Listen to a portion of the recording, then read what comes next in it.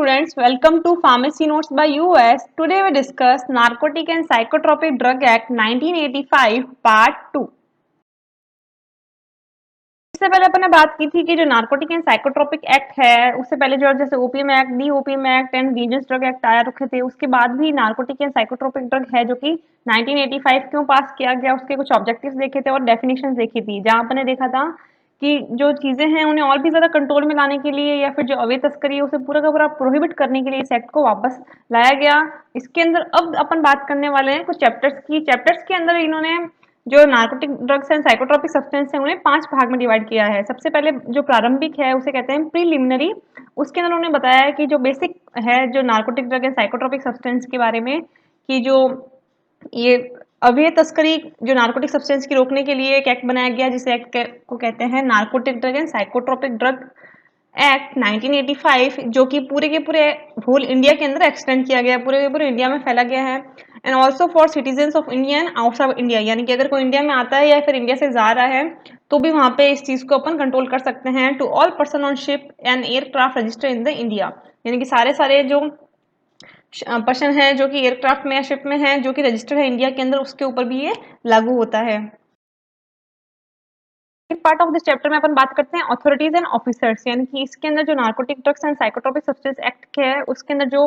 Control करने के लिए या फिर चीजों को प्रोवाइड करने के लिए कौन कौन से ऑफिसर्स या फिर अथॉरिटीज हैं जो कि मेंशन्ड हैं। तो सबसे पहले मेजर्स बाय सेंट्रल गवर्नमेंट, यानी कि जो सेंट्रल गवर्नमेंट के थ्रू जो काम होते हैं वो क्या है।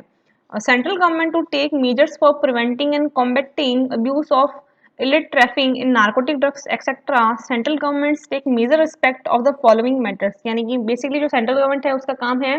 कि जो भी इलेक्ट ट्रैफिकिंग या फिर जो अवैध तस्करी हो रही है नार्कोटिक ड्रग्स की उसको प्रिवेंट करना या फिर उसके अंदर और भी ज्यादा मजबूती लाना उस अब्यूज को रोकने के लिए। बेसिकली जो काम होते हैं सेंट्रल गवर्नमेंट के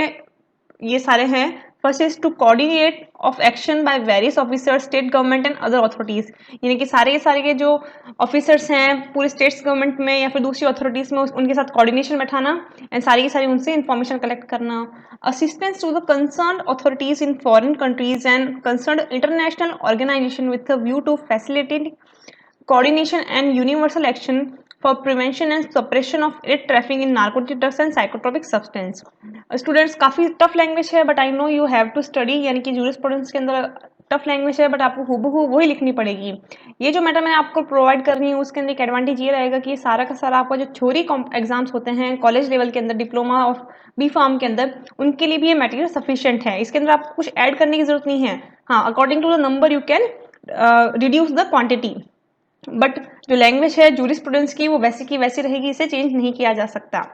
फिर है यानी कि असिस्टेंस टू कंसर्न अथॉरिटीज, यानी कि जो भी फॉरेन कंट्रीज हैं या फिर इंटरनेशनल ऑर्गेनाइजेशन है उनके साथ एक फैसिलिटेशन करना और कोऑर्डिनेशन बैठाना इन चीज़ों को रोकने के लिए भी सारा का सारा जो है सेंट्रल गवर्नमेंट का काम है। फिर बात करते हैं अपन identification, treatment, education, after care, rehabilitation and social reintegration of addicts, यानी कि सपोज कोई पर्सन है जो कि ये कंज्यूम करता है या फिर इसकी तस्करी करता है तो उनको आइडेंटिफाई करना, अगर वो कंज्यूम कर रहा है तो उसका ट्रीटमेंट करवाना, उसे एजुकेशन देना या फिर नॉर्मली एजुकेट करना लोगों को कि इस तरीके से जो चीज़ें हैं ये इलीगल है, आपको नहीं करनी चाहिए, या फिर अगर आपको इसको कल्टीवेट करना है तो क्या क्या प्रोसीजर रहेगा, लाइसेंस बनाने के लिए आपको क्या क्या चीज़ें करनी चाहिए, आफ्टर केयर उन चीज़ों का करना कि जो आपने प्रोडक्शन के लिए लाइसेंस दिया है वहाँ सब कुछ ठीक है या नहीं।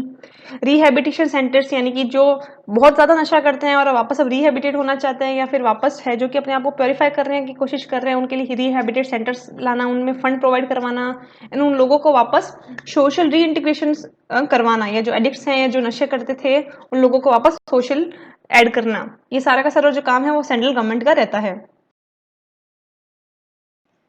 सेकेंड अपन बात करते हैं ऑफिसर्स ऑफ सेंट्रल गवर्नमेंट, यानी कि जो ऑफिसर्स हैं जो सेंट्रल गवर्नमेंट के थ्रू इस एक्ट के लिए लगा रखे हैं narcotic drug and psychotic substance के अंदर, उनकी जो अवैध तस्करी को रोकने के लिए बेसिकली जो लगा रखे हैं जो पर्सन्स हैं जो कि ऑफिसर्स, उन्हें कहते हैं नार्कोटिक कमिश्नर, जो कि सुपरवाइज करते हैं कल्टीवेशन ऑफ ओपीएम एंड इसका प्रोडक्शन का।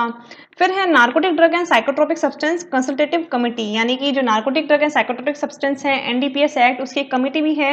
जो कि एक एडवाइजरी कमेटी है जो कि सेंट्रल गवर्नमेंट को एडवाइस करती है कि इस तरीके से आपको इस चीज़ों में एक्शन लेना है। बेसिकली इसके अंदर एक चेयरमैन भी होता है, नॉट मोर देन 20 मेंबर्स इसके अंदर रहते हैं, यानी कि it is an advisory committee advise the central government and consist of chairman and not more than 20 members.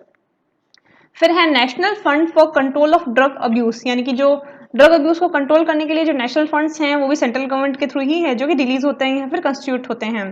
This is fund for combating electric traffic in NDPS, यानी कि ये जो फंड्स हैं जो सेंट्रल गवर्नमेंट है जो कि देता है या फिर इनको जो मिलते हैं बेसिकली जो अवैध तस्करी है narcotic drugs and psychotropic substance की, इनको रोकने के लिए और ज़्यादा मजबूत बनाने के लिए किया जाता है। साथ ही साथ अब्यूज को कंट्रोल करने के लिए and educating and for treating rehabilitation addicts, यानी कि साथ ही साथ जो बेसिक जो एजुकेशन दी जाती है इस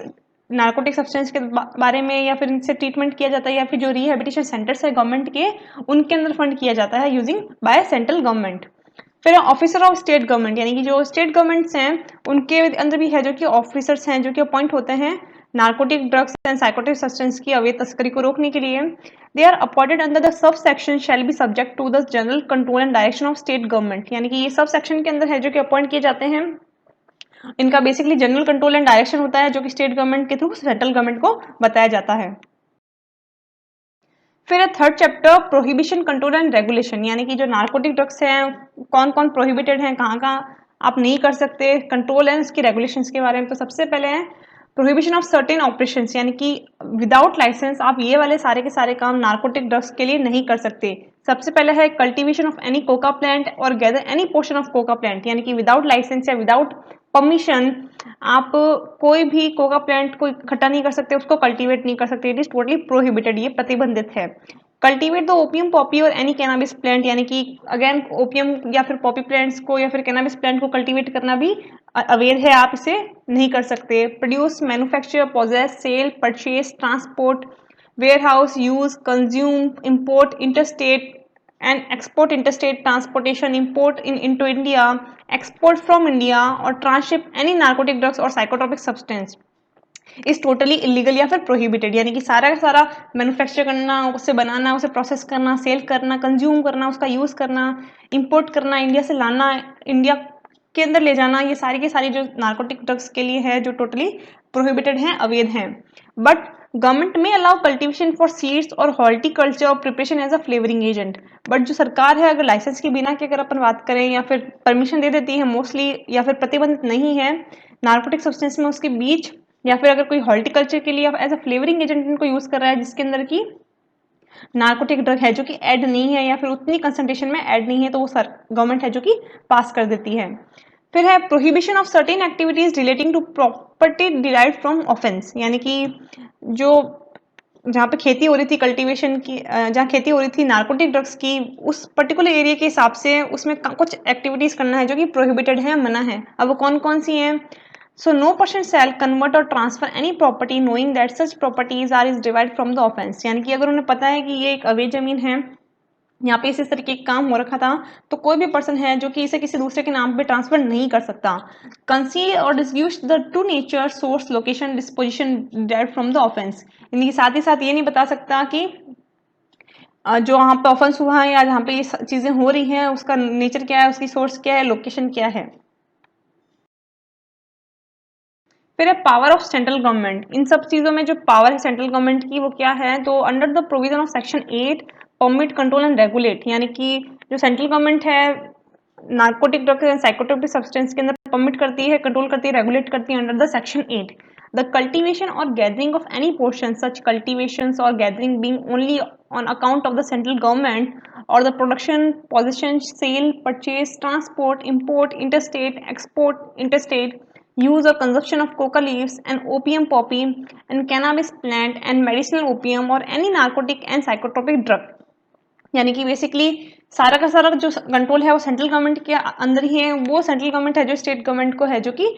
सिस्टम प्रोवाइड करती है, फिर स्टेट गवर्नमेंट सारी की सारी इन्फॉर्मेशन है जो वापस सेंट्रल गवर्नमेंट को ला के देता है। बेसिकली जो सेंट्रल गवर्नमेंट का काम है वो सारा का सारा है कि उनके कल्टीवेशन के बारे में ध्यान रखना, उसके गैदरिंग के बारे में ध्यान रखना, माल कहाँ लेके जा रहे हैं, किस तरीके से सेल हो रहा है, किस तरीके से कंज्यूम हो रहा है, इंटरस्टेट क्या ट्रांसपोर्टेशन हैं या फिर आउट ऑफ इंडिया क्या ट्रांसपोर्टेशन है, इन सारी की सारी कंट्रोल है जो कि सेंट्रल गवर्नमेंट करता है। साथ ही साथ लाइसेंस जिन्हें दिया है एक पर्टिकुलर लिमिट की, इससे ज़्यादा आप प्रोड्यूस नहीं कर सकते, इससे ज़्यादा आप कल्टीवेट नहीं कर सकते, और टाइम टू टाइम वहाँ पे जाके चेक भी करते हैं कि क्या जितना प्रोडक्ट हुआ है उतना ही वो शो हो रहा है, उसका कोई अवैध तस्करी तो नहीं हो रहा है। ये सारा का सारा सेंट्रल गवर्नमेंट काम करती है।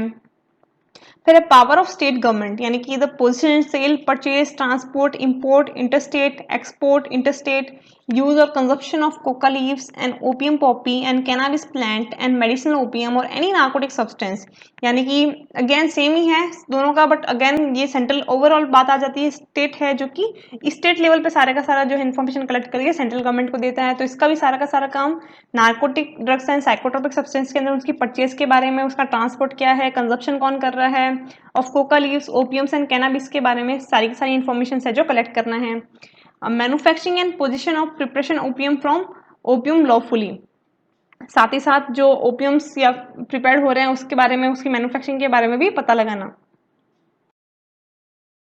I hope you understand and enjoy the video. Please like, share and subscribe. Thank you.